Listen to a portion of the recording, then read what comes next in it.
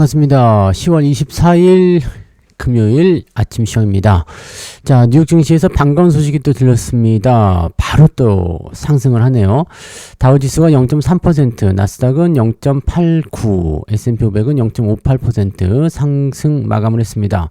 어제 또 트럼프의 그런 중국 소프트웨어 제재 이런 얘기도 나왔었는데 오늘은 바로 또 미중 정상회담 확정 이렇게 얘기가 나왔죠. 그래서 한국, 중국, 일본과 나란히 지금 그 연쇄 회담을 할 것이다 이렇게 얘기가 나오고 있습니다. 미중 간의 회담이 30일 날 확정됐다. 야, 이거는 트럼프가 계속 얘기했던 거 아니에요? 시진핑을 만날 수도 있다. 하지만 어쩌면 안 만날 수도 있다. 뭐 이런 식으로 얘기를 했었던 건데 이제는 회담이 되는 거죠. 자, 그러면 회담을 두고 그동안 했었던 주고받던 공방전들이 전부 다 힘겨루기였다라는 것이 힘을 얻게 되는 부분이 됩니다. 자, 그러면 걱정할 거리가 사라졌죠? 걱정거리가 사라지게 되면서 뭐라도 나올 거 아닙니까? 그래서 그 기대감을 통해서 기술주들 강세 흐름을 보여줬고요. 오늘은 뭐 전체적으로 다 기술주들 올랐습니다. 양자 컴퓨터에서도 반등이 나왔고요. 기술주, 특히 AI 쪽에서는 뭐 인텔이 급등하는 모습을 보여줬기 때문에 그 기대감 요소가 그대로 또 반영이 됐고요. 또 전기차도 올랐고요. 그래서 잘하면 오늘 주가가 좀 제법 오를 것 같은 느낌이 좀 있죠. 제법 많이 오르겠는데 라는 생각을 잠깐 해볼 수 있을 것 같은데, 자, 그렇다라면은 분위기가 또 확 달라질 수 있지 않을까 보여지기도 합니다. 어떤 일이 나올지 한번 살펴보도록 하자고요. 괜찮을 것도 같은데요, 그죠? 자, 그래서 기대감을 가지고 자, 뉴스를 한번 살펴보도록 하겠습니다. 뉴스 볼게요. 가장 이제 중요한 거는 저거겠죠? 그거가 이제 암호화폐도 계속 올라가네요. 다 올라갔고, 인텔 뭐 이런 거. 자, 요거. 자, 30일 트럼프와 시진핑이 만난다. 미국 뉴욕 증시 불확실성 해소에 강세 마감했다. 이 얘기죠.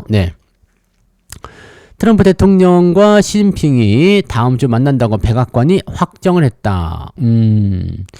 자, 일단은 불안 요소들이 있었습니다만 전부 다 희석되는 모습이었고요. 말레이시아를 거쳐서 다음 주에는 일본과 한국을 순방하게 될 것이다. 그러면서 28일엔 일본 총리와 29일에는 이재명 대통령, 30일에는 시진핑 주석과 연쇄 정상회담을 갖게 될 것이다.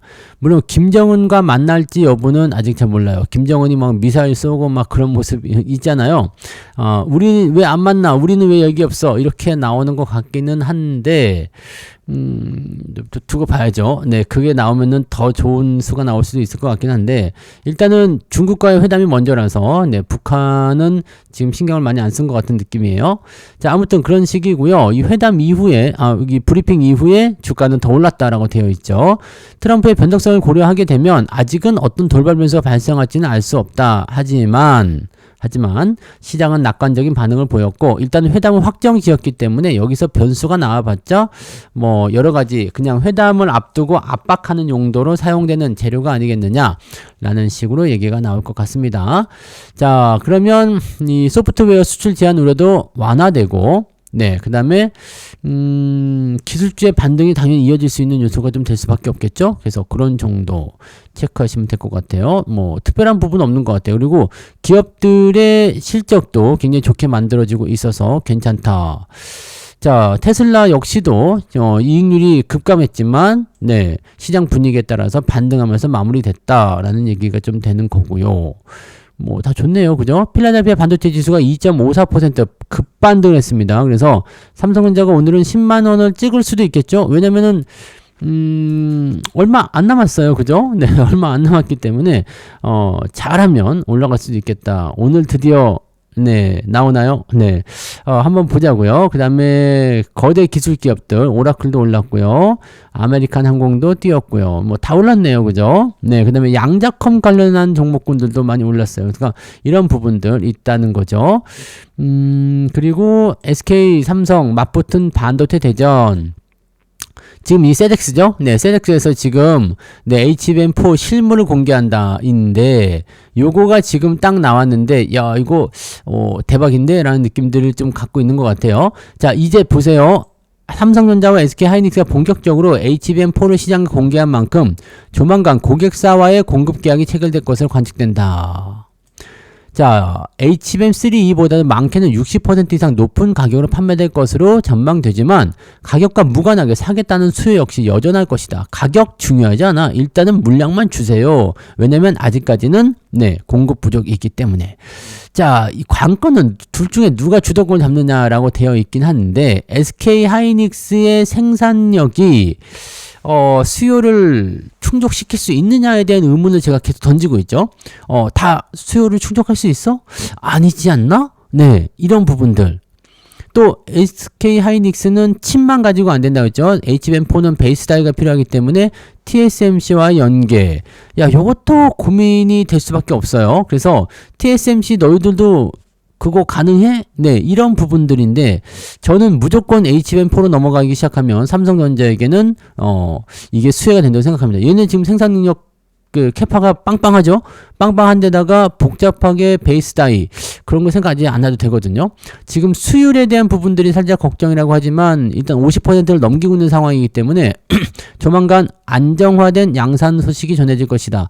자, 그러면 여러분들이 고객사라면 어디 걸 쓸까요? 하이닉스 걸 쓰고 싶겠지만 일단은 물량 자체가 많지 않을 수 있고요. 왜냐면 엔비디아와의 계약이 되어 있으니까. 네.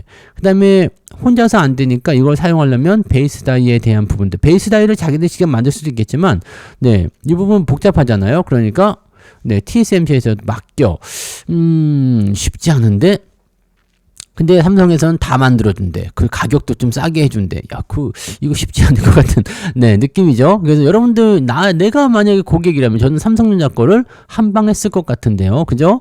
자, 그래서 저는 계속 삼성전자에 주목을 하라는 말씀을 드리고 있는 거고요. 일단 60% 이상 높은 프리미엄에 붙는다라는 것이 또 중요한 부분이기는 한데, 현재 마이크론 같은 경우는 속도 면에서 약간 뒤쳐져 있단 말이에요. 그래서 요게 이제, HBM4 시대로 넘어가면서 마이크론이 살짝 뒤처지는 형태로 가게 될 것이고 삼성과 하이닉스의 양강 구도가 될 텐데 요 상태가 됐을 때 HBM4가 돼버리면 중국이 따라올 수 없는 상태가 됩니다.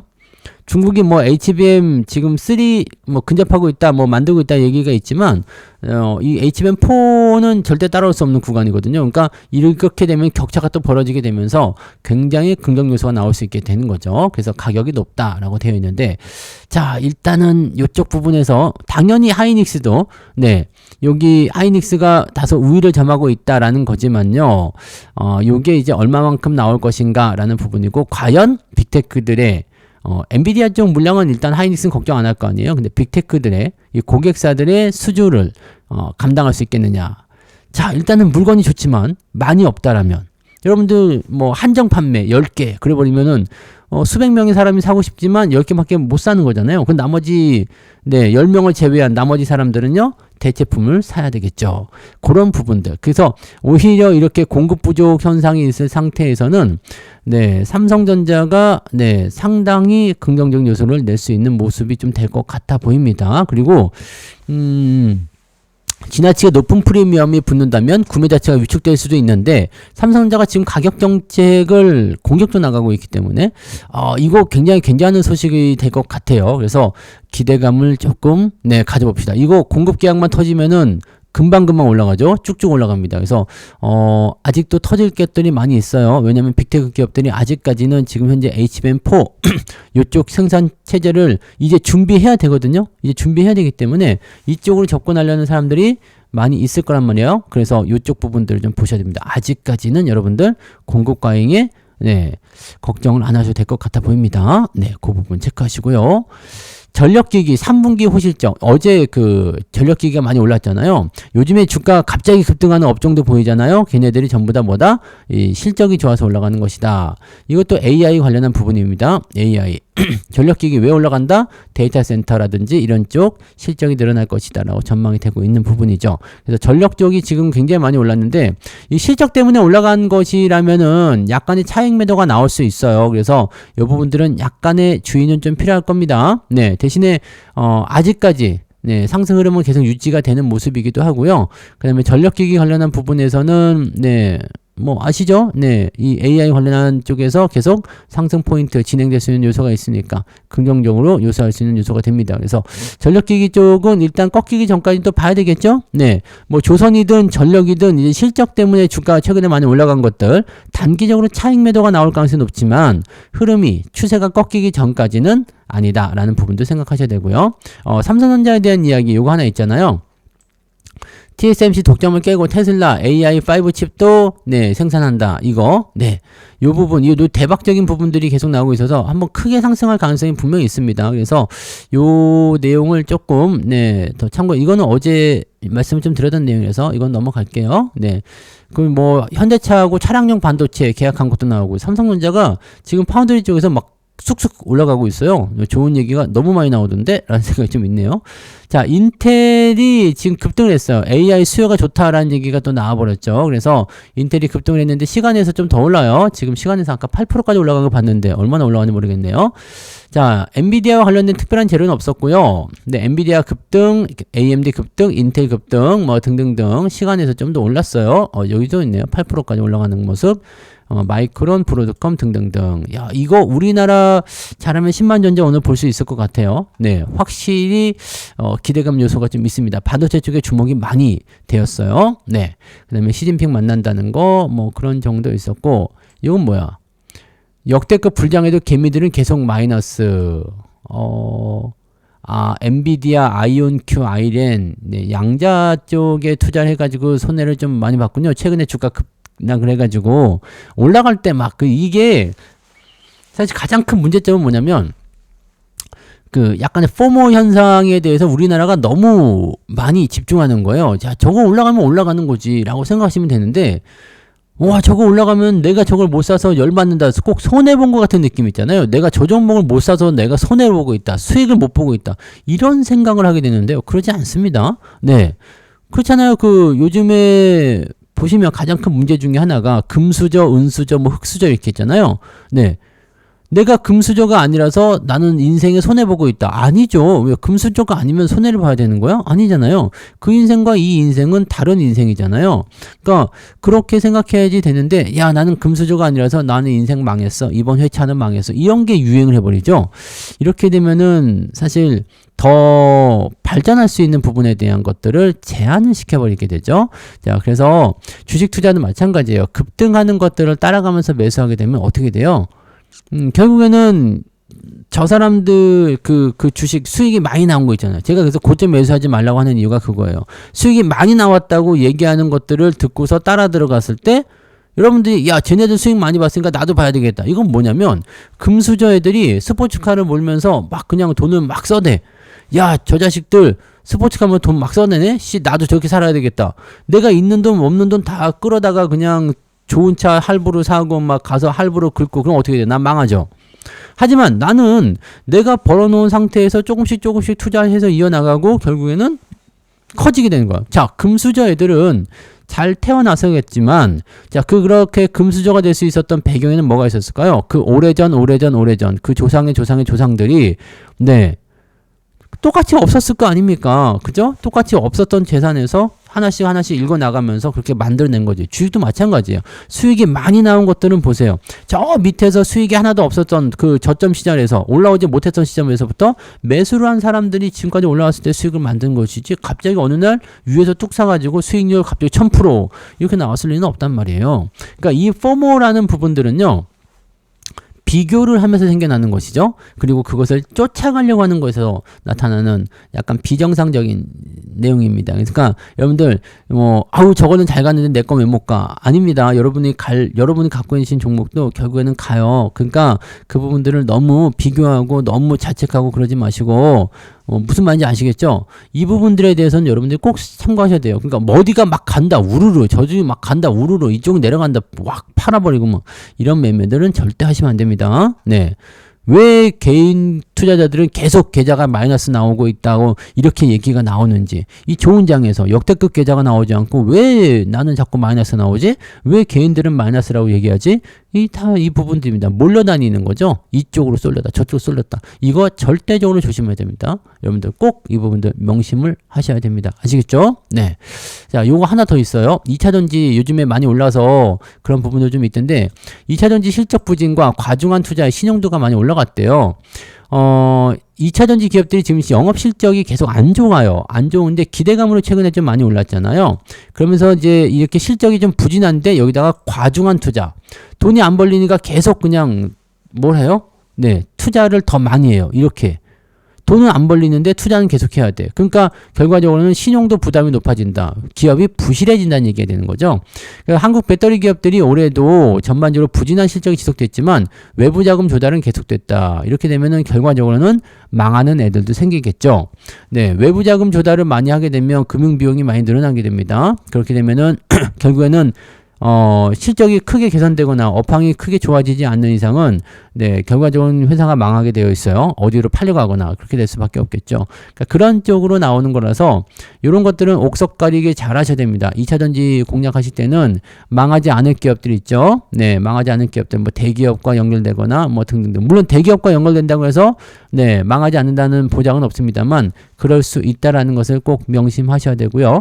2차전지 기업들은 선제적으로 공급 능력을 확대했지만 시장이 지금 성장 속도가 굉장히 둔화되어 있는 모습이죠. 그래서 ESS나 이런 쪽으로 네, 다리를 걸치면서 넘어가는 상황인데 이렇게 단기 급등할 때 계속해서 매수가 들어온 게 아니라 털어버리는 형태가 나타나니까 또 개인들이 위에서 샀다가 또 물리고 이런 악순환이 계속되고 있는데 요거 충분히 유지될 때까지는 기다리실 필요가 있습니다. 그래서 지금 그 LG에너지솔루션의 가동률이 23년도에 69%, 24년도에 57%, 25년도에는 51% 계속 떨어지고 있죠.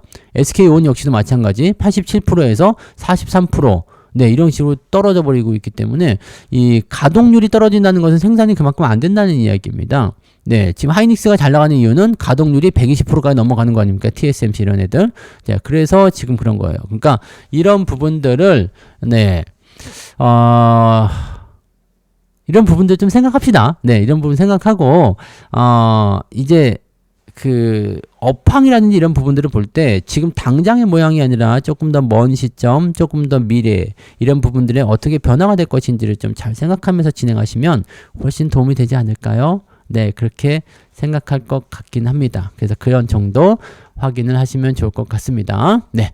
자, 일단은 이런 정도 보시고요. 오늘은 네, 주말장이지만 네, 강한 흐름이 예상이 됩니다. 강한 출발이 예상돼서 기대감을 좀 가져보시면 좋을 것 같고요. 대신에 주말이기 때문에 올려놓고 때려 먹을 수도 있어요. 네, 올리고 나서 쭉 떨굴 수도 있긴 있는데 일단은 네, 상승 기대감이 강하기 때문에 또 외국인 수급이 지금까지 매도가 들어왔었기 때문에 반등이 또 강하게 연결될 수도 있습니다. 이런 상황으로 연결된다라면은 자, 며칠 뭐 한 2, 3일 조정 받은 부분들이 또 한 번에 튀어 올라가면서 분위기를 확 바꿔줄 수 있는 그런 요소가 될 거라고 생각합니다. 오늘은 기대감을 가지고 조금 출발을 해보도록 하자고요. 네. 자, 그러면 오늘 여기까지 이야기해드리고요. 좋은 하루 시작하시기 바랍니다. 저는 장중시황 때 다시 올게요. 고맙습니다.